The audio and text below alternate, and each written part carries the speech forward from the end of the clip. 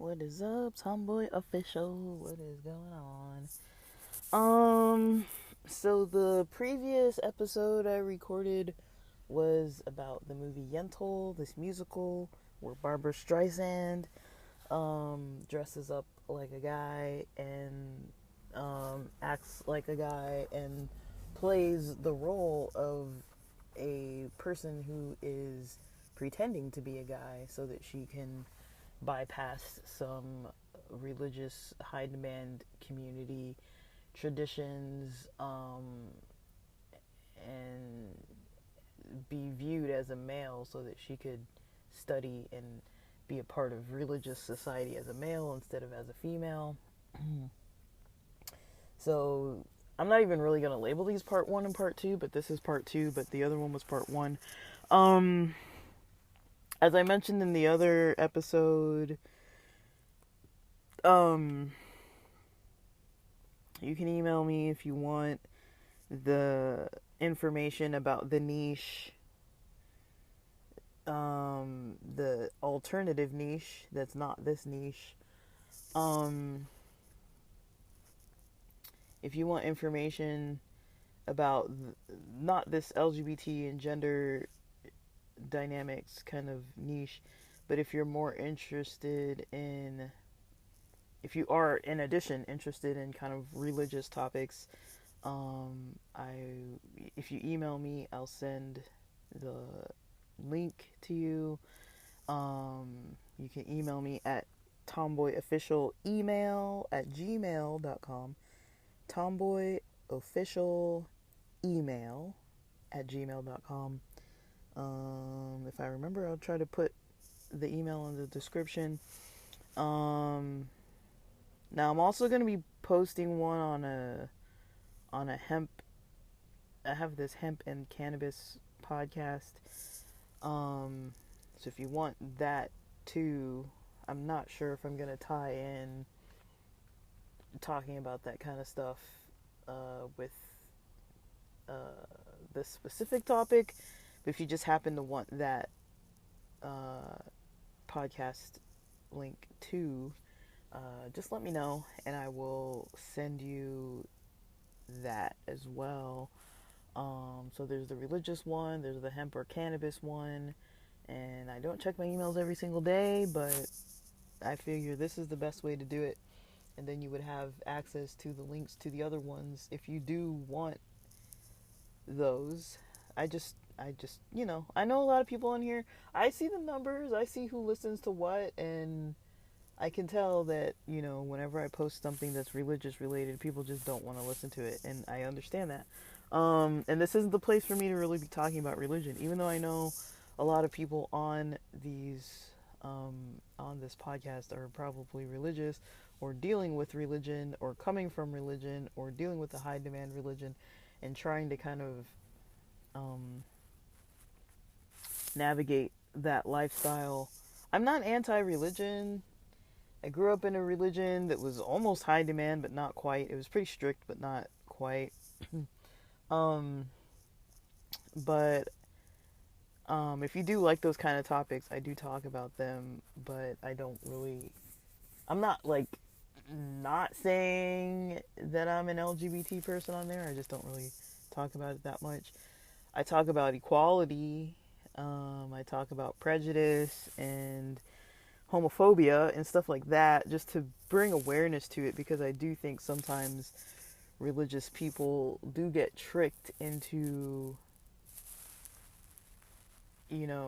believing those ways, and they're told that it's loving to try to convert people, or it's loving to like reprimand people for doing things that are outside of their traditions, but they're not really explain to that is toxic and it's not good to do.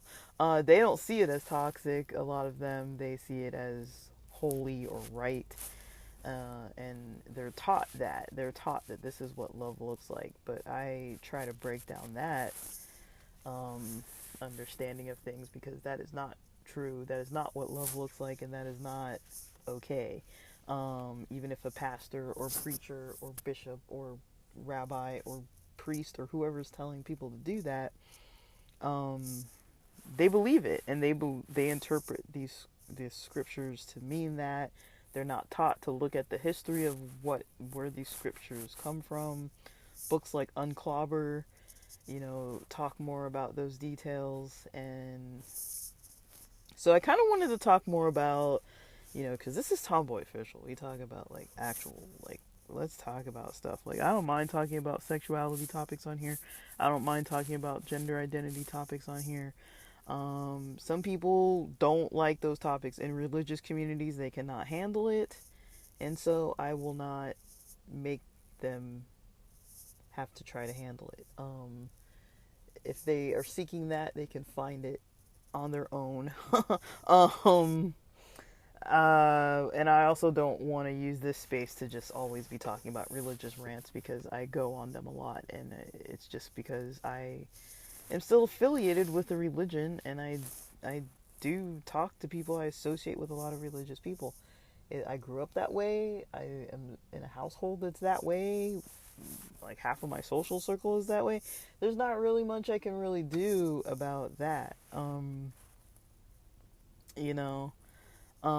It's part of my lifestyle. Even if I'm not, like, actively going into, like, church services and stuff, like, it's part of my lifestyle. On a regular basis, multiple times per week, I'm communicating in that way. I do have to... I don't like calling it living a double life, because it sounds bad. I don't consider it living a double life. I just culturally know how to code switch, honestly. Like, I don't feel like I'm lying. I feel like it's more of like a protective thing, and I don't think anybody has the right to know kind of my own things if I don't want them to know that. And I know there are a lot of nosy, gossipy people out there that are kind of, not, I don't want to call it spying, but almost. Like, I know that there are people who listen to things that I don't want them. I would rather they didn't listen, but they do it anyways. And I can't stop them from doing it, but I know that they listen to various podcasts that I have, that, the information is not something I would really want to share with them in my daily life, but they want to know it so much that they don't care about how I feel about that. They just want to know, and that's fine. It's that, if that's what they gotta do, that's what they gotta do. Basically the way I explain it is, if I hang out with you, and you're not, like, probably like an immediate family member, a parent or aunt or uncle or something like that, or pastor or those types of people, if you're not that type of person and we actually hang out and make plans, then I probably don't mind what you know about me so much.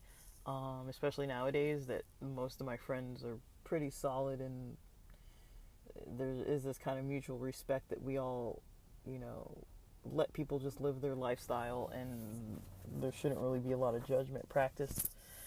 So I just leave that stuff alone now. But yeah, if I hang out with people, I don't really mind them knowing. Like, I probably shared my podcast with people earlier on in, like, 2020 or something like that, but I haven't, like, newly shared it with anybody, and so I don't really want...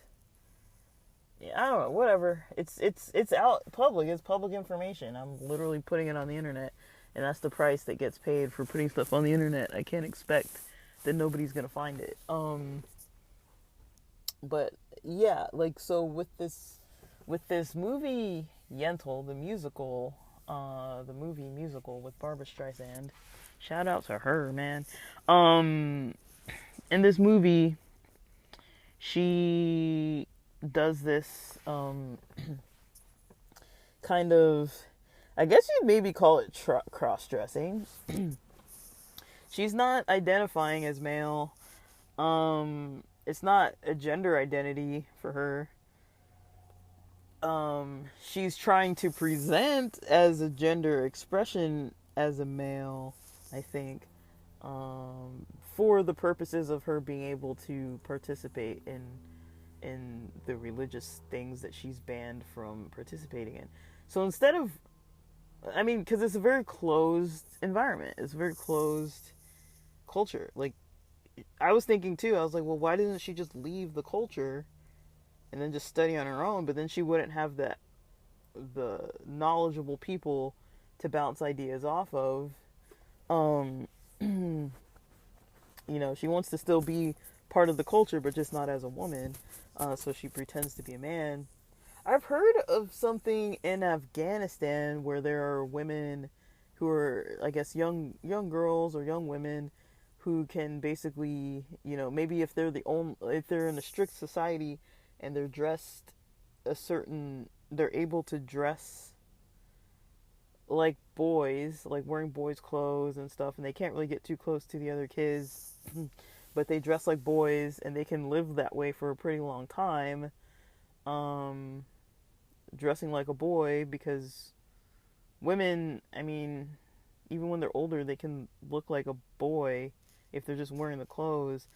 They can look like a young boy, and so they're able to do that when they don't have a male figure in the house that's able to earn enough or earn income and support the family, because some of these societies only allow males to work, and if they're not able to work, if they don't have a male that can work, their family, like this daughter and her mother or female siblings or females of the house, or maybe if there's a male of the house that gets injured or something along those lines, they have to pretend to be like a male cousin or a male son or somebody who's a male that is,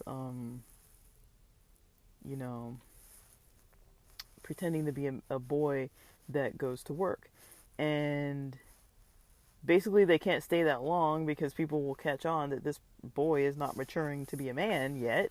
And after a while, you'd be like, okay, he should start growing taller. He should probably start getting a deeper voice, like maybe some more body hair or something. That isn't happening, because these are women. And I don't really know what that's called, but I would like to kind of record about that if I haven't already. It's something kind of on the back burner. There's pedestrians and all these cars are stopping. But I kind of do want to talk about that topic. I just can't do it right now. Because I'd want to watch some documentaries about it again. I watched them before, but I don't know if I ever talked about it. But I kind of like those topics that has anything to do kind of like about gender. Even when it's not necessarily... the reason why I like this movie is because it's not necessarily... I have nothing... there's nothing wrong with like LGBT stuff. But this actually isn't an LGBT movie. But it kind of almost touches on some LGBT stuff. In a way that's like not even... I mean, from a perspective of someone who's an LGBT person, watching a movie like this is kind of like just like strange. Because it's like... It's just very interesting to see, because it's like, this is an example of someone who's pretending to be a boy, but it's like they're pretending to do it for their own personal reasons. They're pretending. It's pretending. They're pretending. It's not an identity. They're pretending to be a boy or a guy so that they can have access to different parts of society that they wouldn't otherwise have access to. I kind of like... I mean, I don't really like that has to happen for some people, but I like the idea that is... I kind of like how it is like a thing, and it's very interesting because it's also not... It's very religious, but it's also not necessarily like LGBT and religious. It's like religious with some kind of LGBT overlap, but it's not LGBT necessarily. I would say the themes that are potentially LGBT, maybe, which are based on lies in this movie, because there's lying going on. Avigdor's interest in Yentl, because he kind of senses something for this person. Now they glance over it. It's like a sentence or like two sentences.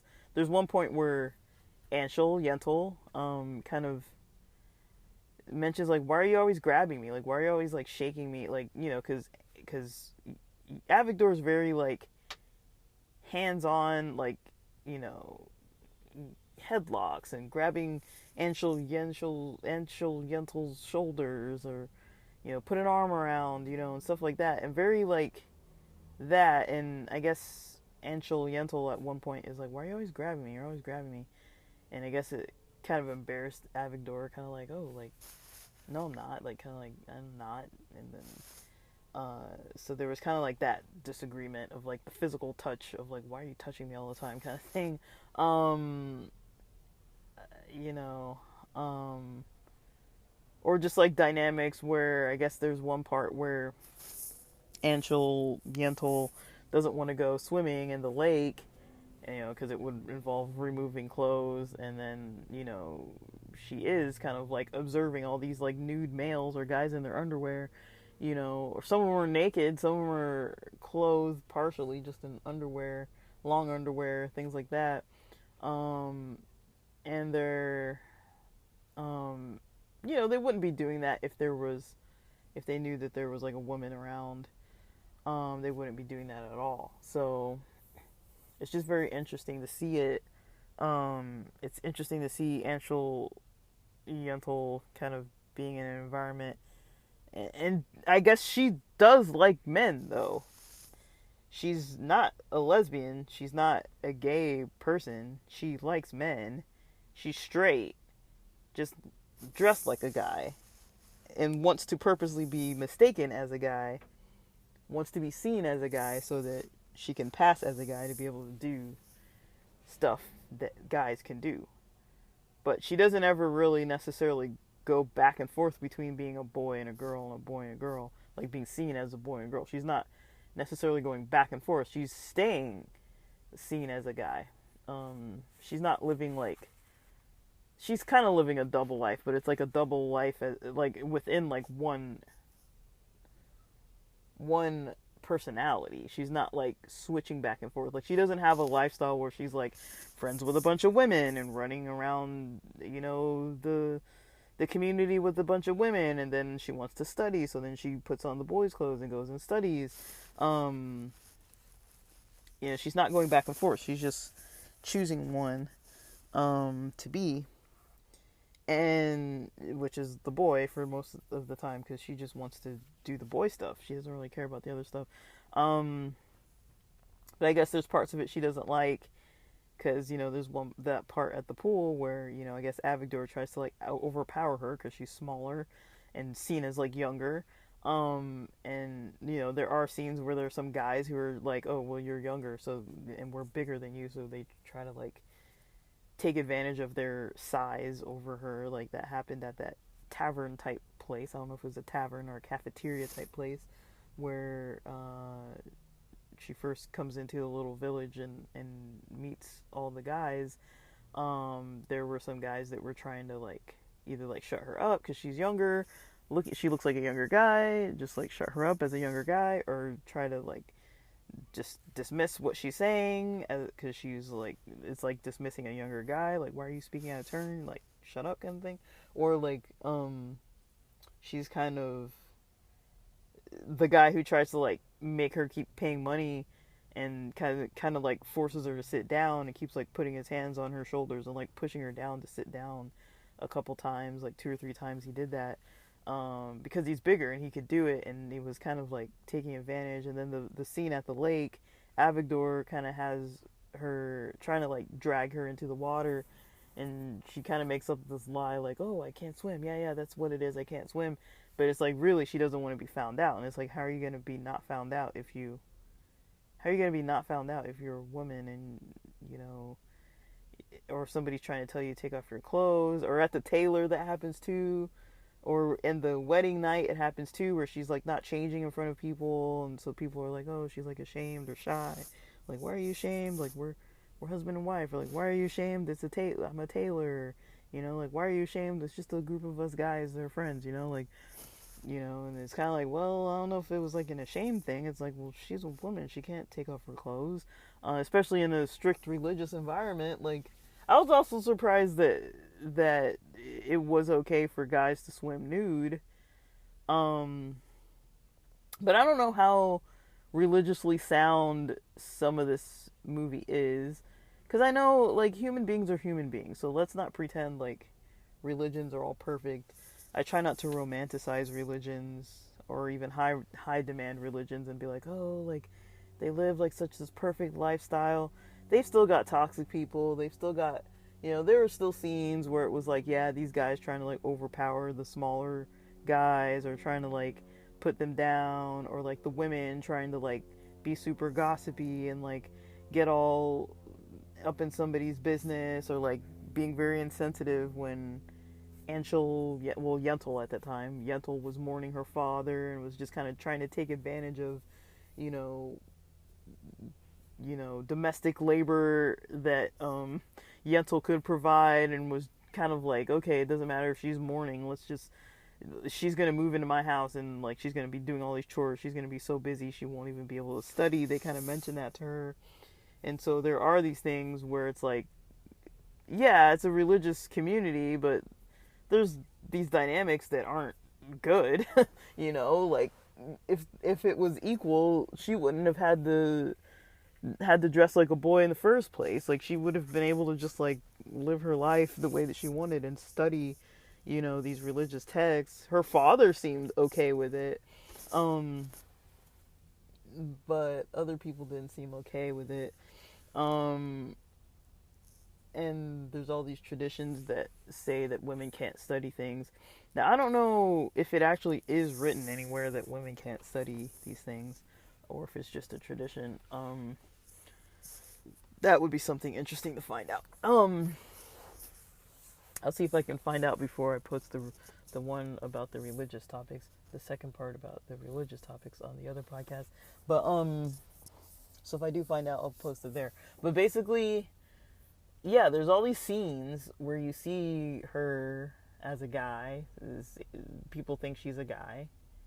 She's portraying that she's a guy, and she's being treated like a guy, but she's being treated like a smaller, younger guy. And so there's still those dynamics where it's like, when Yentl tries to like drag her into the water, he kind of has to back off and be like, hey, I'm not gonna make you do anything you don't want to do, But then you also see that dynamic where Yentl,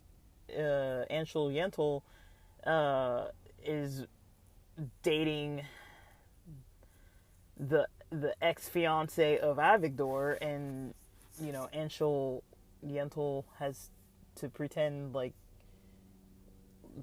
to be a guy that's gonna now be engaged to this lady, and the way that she kind of treats her, the way these two women are interacting with each other is very like, people can a little bit be like, tell like something's up. Like, why are you complimenting the dishes? And you notice like all the fine things about the house, and you compliment the mother, and you compliment that your fiance or your wife, and you're like very supportive of her studying. It's almost like a lesbian relationship. It's like, what's going on here? Like, so it's very interesting to see all these different dynamics where it's like this almost like homoerotic kind of male environment, because all these guys only hang out with guys, but it's not very homoerotic. Like, they're not like, it's not very like a gay environment necessarily. I wouldn't call it a gay environment, but there's definitely guys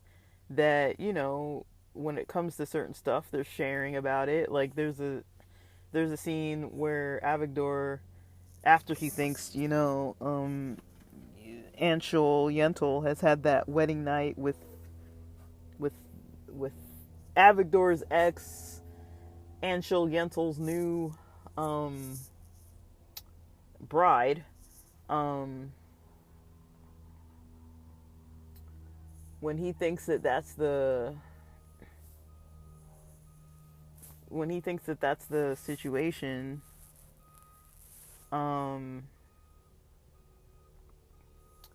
he basically tries to, what was I saying? Yeah, he tries to ask like details, like what happened on your wedding night, how was she, like did she make sounds, like was this happening, was that happening, like he gets kind of like involved in the questions, like to a point where I'm like, I'm pretty sure these religious guys aren't really supposed to be talking about what they're doing with their wives like in that much detail. I'm pretty sure that's forbidden. Um, but they're talking about it anyways. And stuff like that. And I guess they do mention at one point, when they are sharing a bed, there is that mention that Avigdor says, I'm having like evil thoughts or impure thoughts when he's like got this fiance that he is gonna have a hard time sleeping because he has impure thoughts at night or something if he starts thinking about her. So he tries to maybe not spend too much time thinking about her, otherwise he's not able to kind of like control his like thought process just naturally. If you're into somebody, that's kind of how it goes. But they're taught that that's not okay, and so it's kind of like there's a lot of this stuff that's like sexuality topics where it's like the sexuality in the religion, the sexuality, but then there's people that are only hanging out with the same genders. They're not hanging out with like multiple genders and mixed spaces too much, and if they are, it's like a chaperoned environment. Even to the point where when Yentl gets that wedding finished with that lady, they basically end up, the parents say, oh, like she doesn't know anything. We've kept her sheltered. To the point where I guess her parents had told her, don't refuse your husband. And it's like, that's not accurate. Even if you're going according to the religious texts that they even bring up in the movie, that's not accurate. And so they're kind of inaccurately, there's a lot of inaccurate, like people in a religion that are behaving outside of the gender expectations, outside of the sexuality expectations. There's pressure from different places. There's different, gender roles coming from different places. There's just different angles where you see it all over this movie. And it's a little subtle because they don't really go into details talking about it. But because, I was raised in a religious environment, and because I, studied a lot about Judaism and know a lot about it, and then when I see a movie like this, it's like I can kind of pick apart like what would maybe be traditionally taught in general, and then what would not be okay within that religion, and then what you actually see them doing on screen and stuff. The things that I have the question about would be more so the swimming scene. That's one that I'm kind of like, I don't know if they would have been allowed to do that, but maybe because this was Eastern Europe, so maybe, I mean, it's staged in Eastern Europe, like way back in the day, and so I don't know, it might have been okay back then for them. It might have been okay. It might have been seen as okay. I don't really know for sure, but it also wouldn't have been okay for her to be lying. It also wouldn't have, to be lying about the gender, it wouldn't have been okay for her to be married, like going through a whole marriage ceremony with a woman as a woman. It wouldn't have been okay for her to be at that lake and, looking at the guys and like watching them while they're nude. Like, cause she was like not turning away, like right away. She wasn't like, oh, they're naked, let me not look. Like, she was looking, like she was definitely looking, and especially the guy that she liked, Avigdor, like she was definitely looking at him. And he even mentioned when she eventually revealed that she was a guy, that she wasn't a guy, and her name was Yentl, she's a woman, and she kind of like shows her boobs and it's just kind of like, look, I'm a woman. And he's kind of like, are you a demon? Like, what's going on? Like, what is this? Like, I told you things that I never would have told anybody. And he's kind of struggling with, like, how do I treat you as a woman? Like, there's a scene right after that where he's kind of coming to terms with it, but he's kind of like, she's kind of saying, like, I guess they're kind of in this argument, and then he starts treating her different, like, why am I arguing with you? You're a woman. Like, kind of like, almost like, do you even matter anymore because you're not a guy? I know now that you're not a guy, so, like, I don't even have to treat you nicely. Like, I just don't know. I don't know. The ending was kind of weird. I might need to watch the ending again, because the way I understood the ending was that they um never um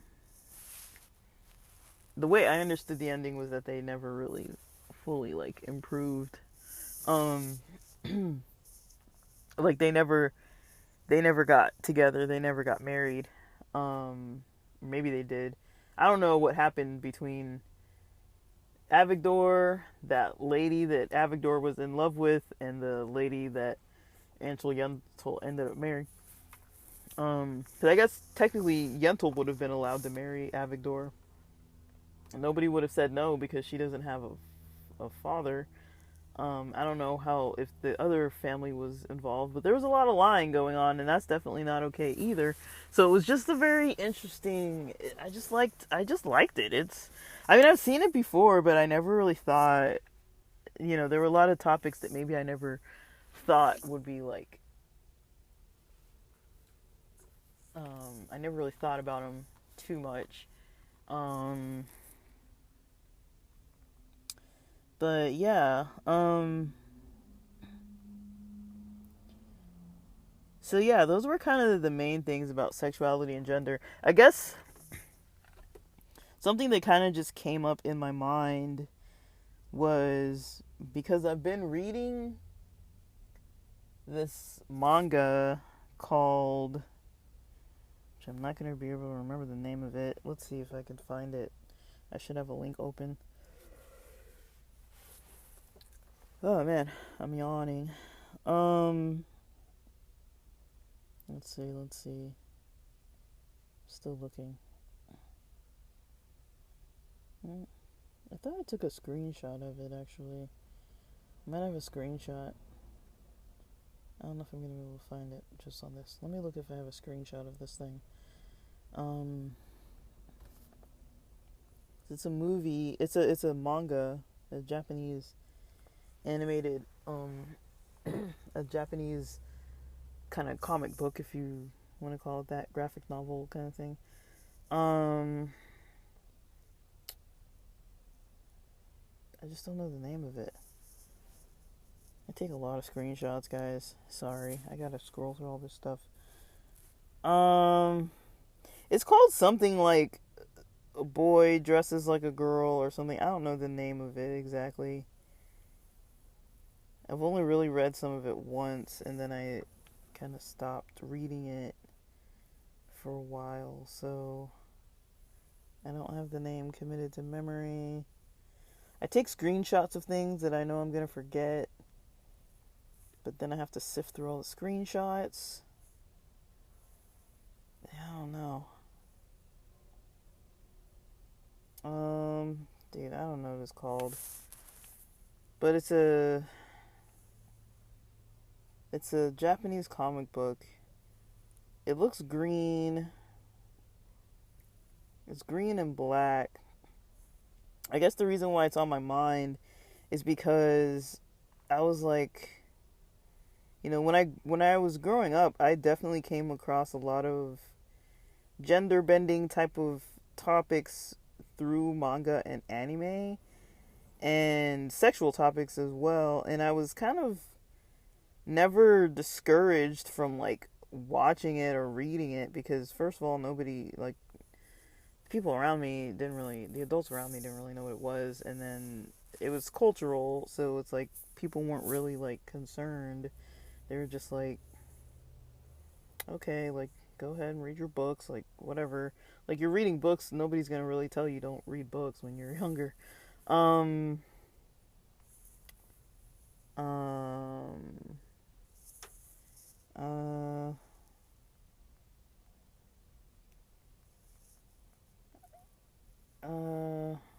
let me see. Let me see if I can just find it. I don't know what it's called. Sorry, it's called like The Boy I Like Dresses Like a Girl. The Boy I Like.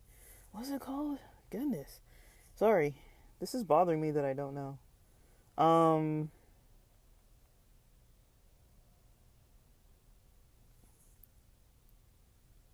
I think the boy I liked was a girl. No, that's not what it was.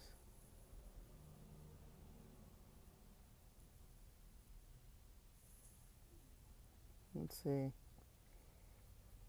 They have it on Amazon. The boy I liked was actually a girl. I don't know if I'm gonna find this. If I find it, I'll link it in the description. I don't know why I don't have it on here. I had it on like Kindle or something, but I didn't buy it because I was like, I don't want to pay. And then I found, oh, there, okay.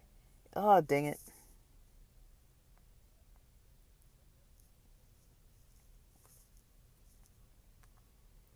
Okay. The guy she was interested in wasn't a guy at all. It's called The Guy She Was Interested In Wasn't a Guy at All. um, and I think that's something where I don't know what I feel about these themes. When it's not written by LGBT people necessarily, but it's like this kind of, I think a lot of homophobic, transphobic, cis straight people kind of almost see trans and non-binary people sometimes as similar to something like Yentl, or similar to something like this manga, where the people are dressing, like, say for example, a girl that's dressing like a guy to try to trick people, and it's kind of like, you know, trying to trick people into like falling in love, or trick people into, you know, them sharing all this stuff with them, and now it's like, oh, I thought you were this, and now you're that, and like, you know, I feel like that's kind of where I think there's a lot of cis straight people that have those kind of fears and anxieties, about meeting somebody who's maybe trans or something else, but they think that there's like some kind of agenda to like trick them. So it is kind of weird to kind of like see these topics when it's like, I don't think in this manga as well, I don't really think this girl in the manga is trying to be a boy. I don't really think she's trying to be a boy. She just is at work one day and looks tomboyish kind of, and gets mistaken for a guy, and then kind of keeps up the identity. I haven't finished it yet, so I can't even do a spoiler because I haven't even gotten that far. I'm still in the first book. I think there are 2 books out. I don't know if it's only a 2-book series or what, but I plan to read it. But I was kind of like, I don't know, I maybe have a little problem with this. I kind of felt like, oh, this is kind of I might have a little problem with this.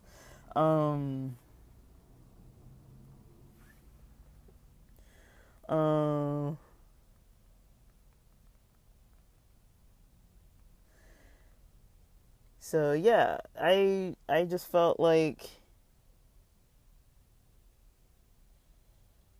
you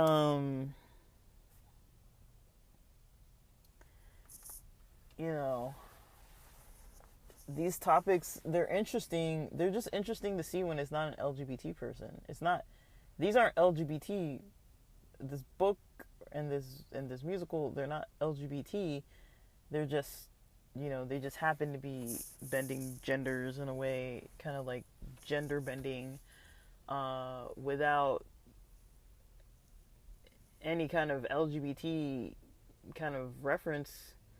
Stuff comes up that's like sexual and gender related stuff, but it's like, it's not queer, it's straight. These people are pretending, they're straight people pretending to be guys, and trying to trick people into thinking that they're a guy for whatever reason.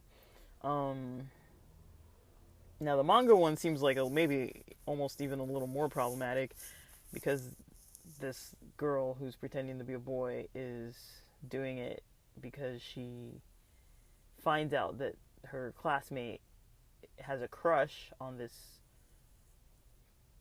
has a crush on her, and she's kind of like a girl in her class, but she doesn't have a crush on her as a girl. His classmate has a crush on her as someone who is not a girl, as someone who is dressed like a guy who works at like a CD store, a record shop, a CD store. I don't know how old this is because I don't even know if there are CD stores anymore.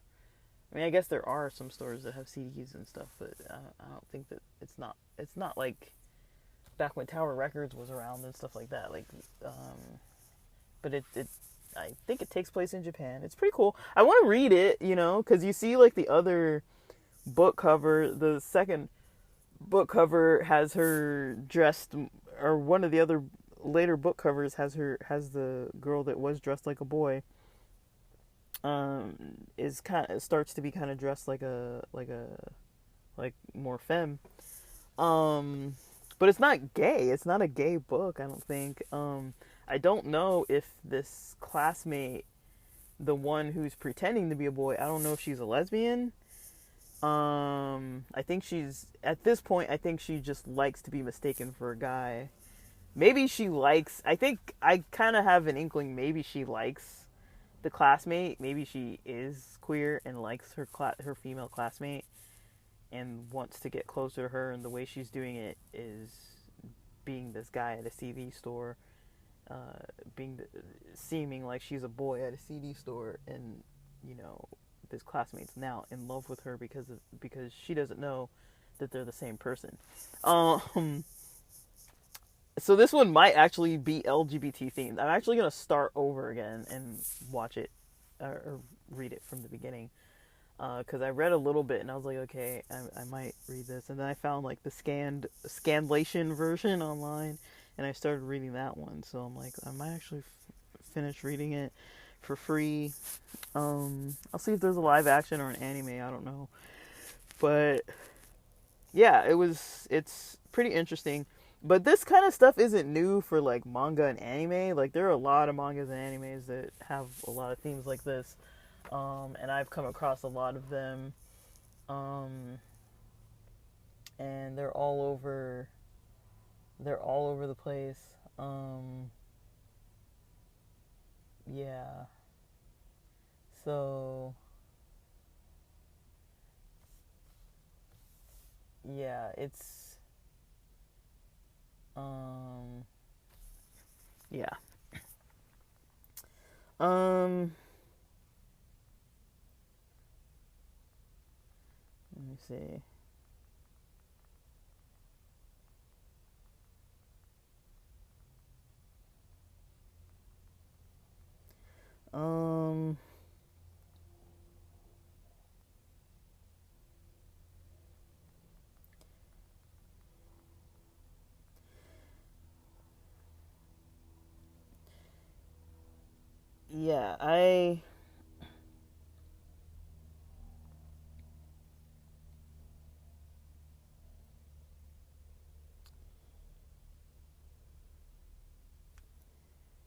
Yeah, I'm wondering how that's gonna go,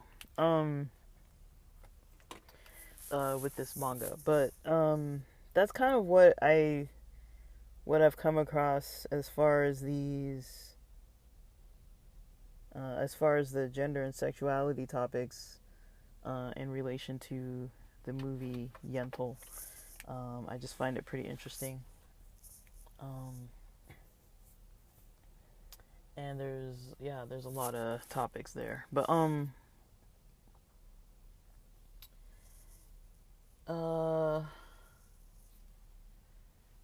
but that might be about all. That might be about all that kind of came up to my mind. If you guys watch it, or if you've watched it, you might come up with extra stuff, extra interesting stuff.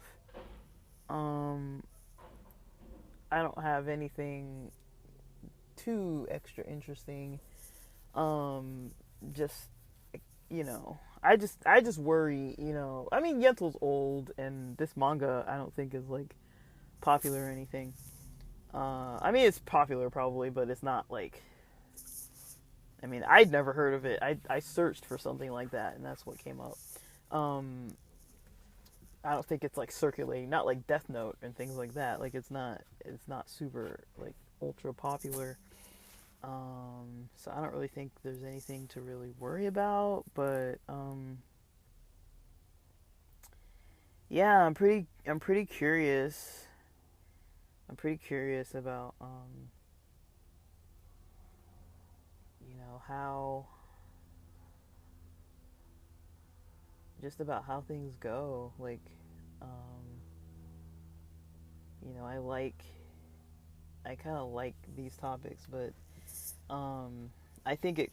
I think the only thing that where I really see it problematic is where the lying in these stories kind of becomes like a form of sexual harassment, or yeah, that's kind of mostly what happens is like the sexual harassment aspect, or like the that kind of thing, like Yentl spying on the naked guys, or like, I mean, she's not spying, but it's like she's there as a woman. Technically, it's spying because they don't know she's a woman. They wouldn't be like naked in front of her.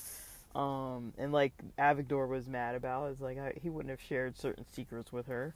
It's like, so it is kind of, you know, there are parts like that where it's like, okay, like these people were just lying. That makes it kind of messed up. Like they were trying to get their own needs met, but then in the process, they kind of, you know, did did wrong by people that they cared about, just to kind of get their own needs met. Like there was like a selfishness to it. It wasn't like purely like, okay, I just want to study. It was like, okay, like there became more added to that problem.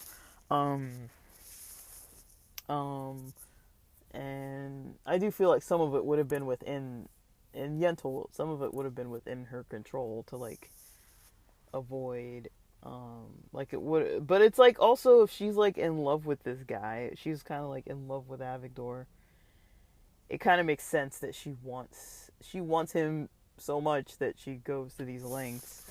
But it is wrong. Like I'm not gonna be like, oh yeah, like people should do that. Like it was wrong.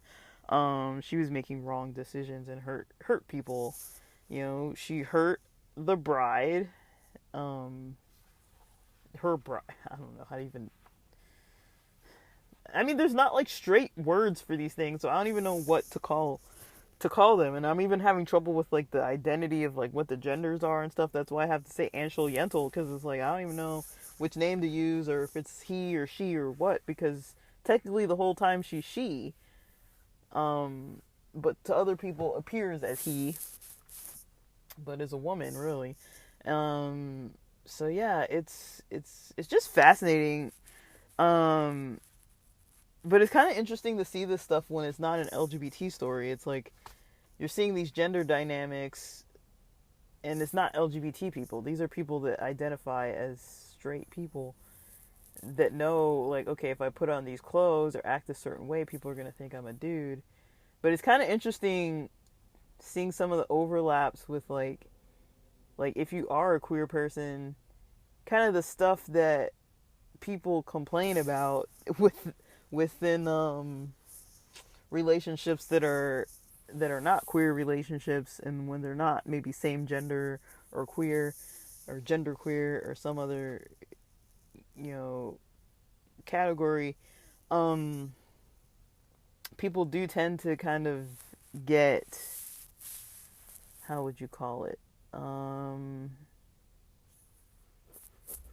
people do tend to kind of get um just pretty,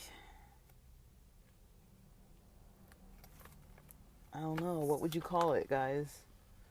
How would you describe the way that people are? Um like there is like an understanding in queer relationships of like gender needs and things like that. Like I'm not saying that is perfect, and like just because somebody's in a queer relationship it's going to be better than a straight one. Like I wouldn't say that. But there is kind of like an understanding that people get from firsthand experience, which, I mean, even though, I mean, trans guys are guys, I consider them guys. They're not cis guys though, and that's why usually for me I'm like, well, I would rather date a trans guy than a cis guy. Probably like over more than 9 times out of 10, but not maybe like 100% of the time. But usually, I mean, yeah, I would just say that because usually I feel like trans guys at least have lived experience as women. That makes a difference.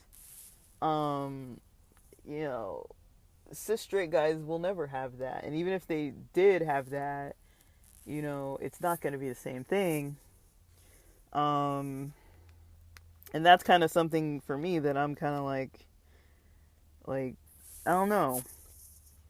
Um, I like guys as friends. I have liked a couple guys here and there, but overall, I like guys as friends. I'm not usually trying to do much more than that with them. Um, like I don't mind like flirty stuff and just like playing around and stuff, but I'm not really trying to like get in relationships with them or marry them or anything like that, or even make it sound like that's what I'm trying to do. If it so happens that I fall for somebody, then that's how it goes. But I'm not usually interested. Um, right off the bat, I'm not like interested. The guys I have ever liked, it's probably taken me like a long time, years of knowing them. But then there were still things I didn't like just because they were cis guys. I was just like not into certain stuff with them. I was just like, I just don't like this. But again, I like the guys that I did have interest in. They all had, sisters, mothers, women around them. They all had the way they treated women wasn't unequal necessarily. They did kind of have some things, but it wasn't like most cis straight guys that I knew. Like there was something about them that stood out more to where I was like, it was way more ideal. But there were still those gender dynamic things that I was just like, I there's just certain stuff that I'm like, I can't really easily deal with that kind of stuff, and that's just how it is. But as friends, it's different. As trying to date them, it's just a problem. For me, I don't.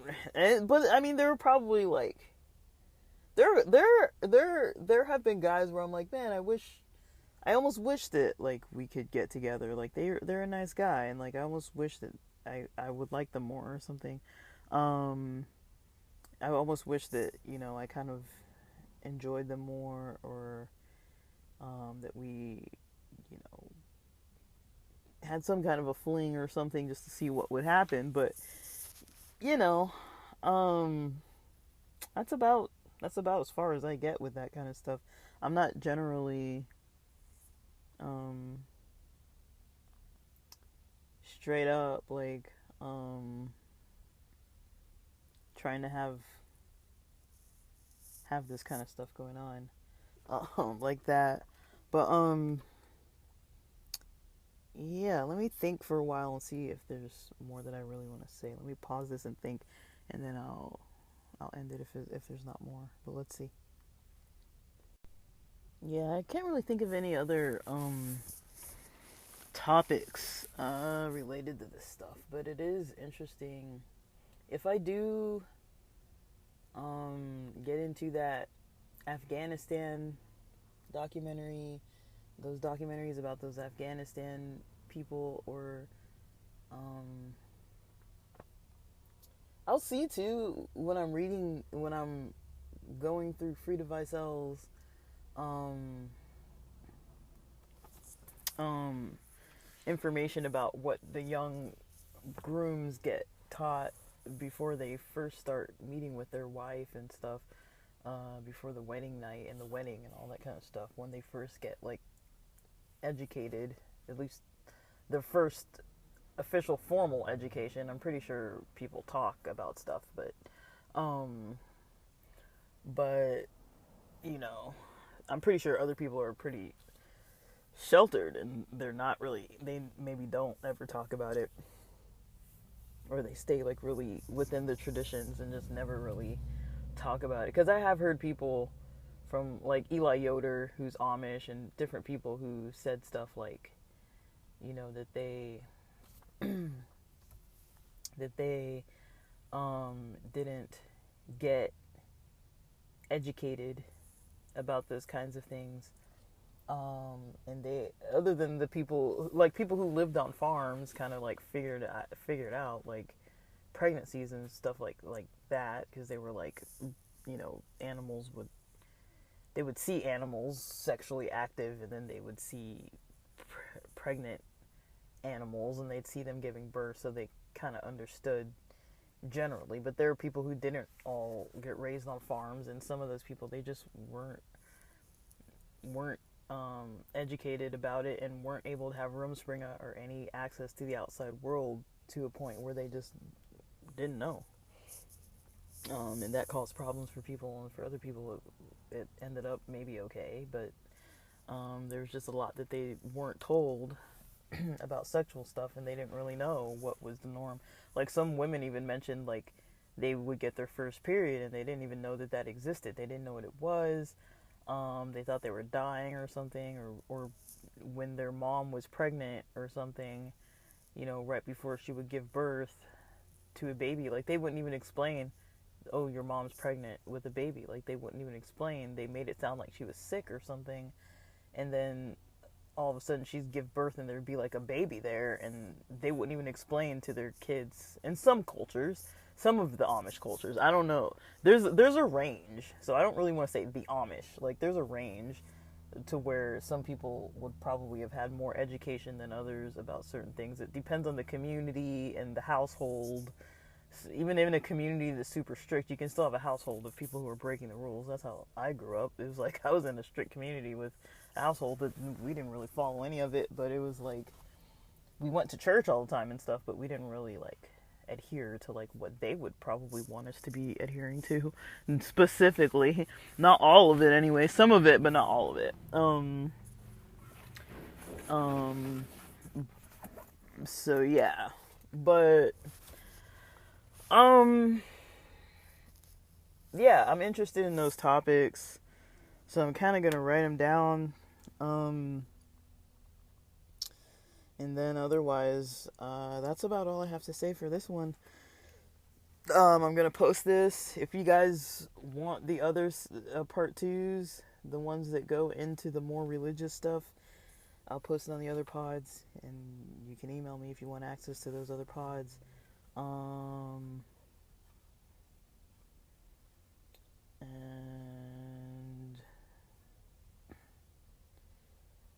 I don't know. Maybe I'll just say, should I just say what the podcasts are, and you can just find it yourself? I guess, yeah, I'll just say what it is.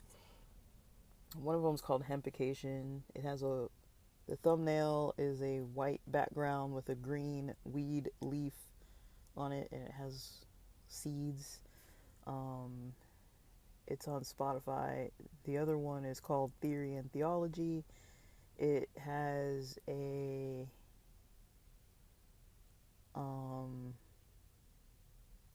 it's a picture of, I think it's kind of like Jewish tradition themed, but it's not all about Jewish stuff.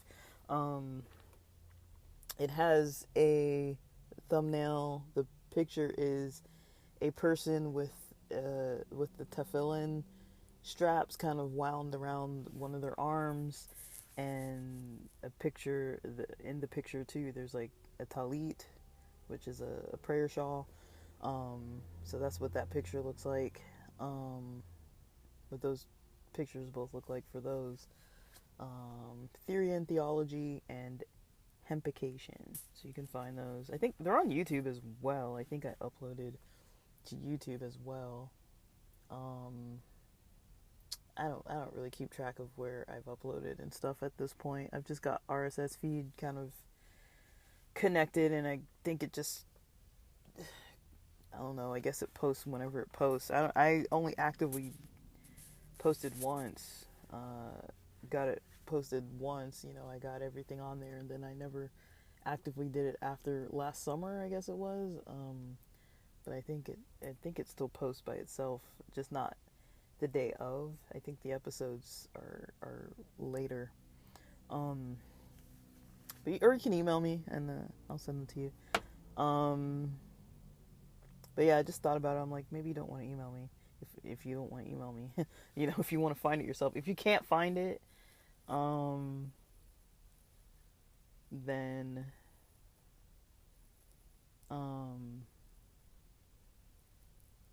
or maybe I'll post the links. Maybe I'll just post the links so you guys can just click on the links. Maybe I'm trying to make it easier. I feel like I made it harder than it needs to be. But I mean, people can email me if they want. Like, if you leave comments on these videos, I mean, I'll eventually see them. I am not diligent at checking my emails though, because it's hard to have multiple email accounts like that, and just most of it's just spam from Spotify, and other places. But if you ever messaged me before and I never responded, go ahead and message me again if you want to. You don't have to, but you can if you want to. I might eventually respond to messages. The reason why I don't check them though is because I don't really get messages from people. So not on these podcasts. I've gotten a handful, and I've started to get a couple people here and there trying to request that they might want to either be on the podcast or want to collab somehow or do some kind of affiliate related thing, and I'm like, or promotional thing, and I'm like, okay, let me talk to some of these people.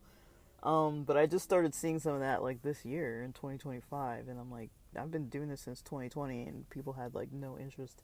But that's why I just don't check it, because nobody's really said anything for years, and so I just never thought there was a point to check it. But the emails have been connected for ages, so you can email me if you want to. I can't guarantee that I'll get it right away. I'm gonna start trying to check the emails more often though, at least for a short period of time, and maybe during the rest of this month of March, maybe into April, and then I'll see if it's gonna be worth actually checking, or just every so often going through and deleting stuff on there. But yeah, I appreciate you guys listening on here. I like recording about these topics. You guys have noticed I haven't recorded a whole lot lately because I just don't have topics like this to record about, and I'm trying to keep things very niche specific, and so if you want the other niche related stuff, you might have to go to the other pods, because the other pods have the niche related stuff. I like posting on this one probably more than all the others, if I'm being honest about it. I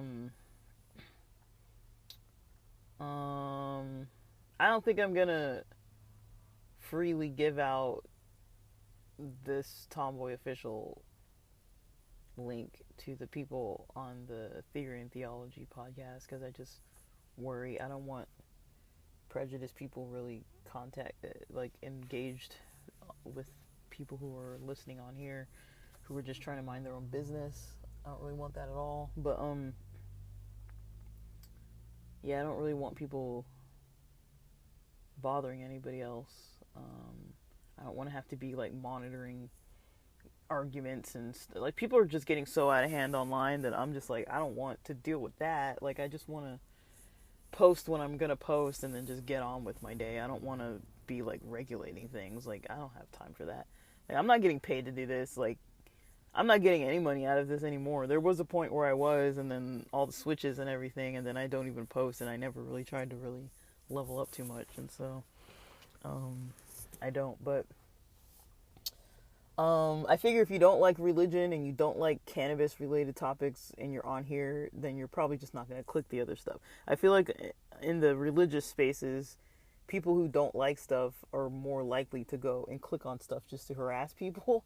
So I would just rather not have them have access to all the other stuff. But on here, I feel like it shouldn't be an issue.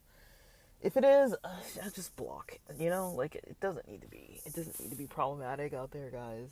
I haven't had any problems. I've been on here for almost 5 years.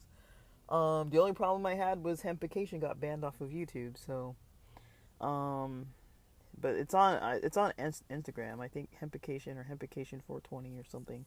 I don't even know what the username is, but um